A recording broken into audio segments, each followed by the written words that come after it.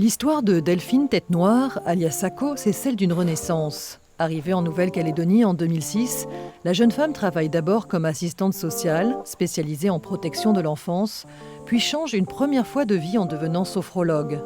Une évidence s'impose alors, elle veut peindre, exprimer ou plutôt magnifier sur toile ses rêves, son univers. J'ai commencé à peindre avec aussi la volonté de mettre de la lumière sur ce que j'avais vu en protection de l'enfance. Toutes les tribus, j'ai vu beaucoup de choses aussi difficiles, évidemment. Et j'avais envie de vraiment mettre beaucoup de lumière dans ce que j'avais vu. Donc c'est comme ça que c'est venu, en fait, ce style, style aboriginal pop art, donc très flashy aussi, très coloré.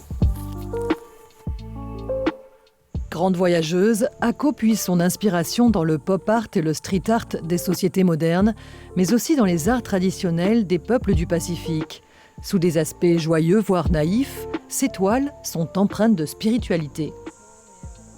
À l'intérieur, il y a toujours plein de personnages qui décrivent les ancêtres, mais également le transgénérationnel dans tous mes personnages. Et les différents mondes, le monde d'en bas, le monde du milieu, le monde en haut, et particulièrement dans le monde d'en bas, les animaux totems qui se retrouvent derrière mes toiles. Et donc, je rajoute tout le pointillisme en fait, avec des auras autour de mes personnages.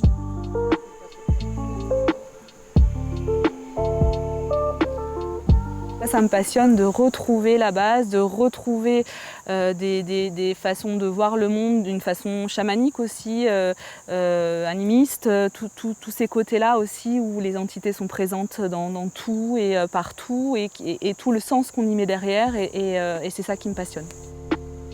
Résultat, des peintures modernes qui mélangent sans complexe les styles, les codes et les cultures, le tout avec un brin d'humour. Tout cela fait du bien aux yeux, à l'âme et au cœur.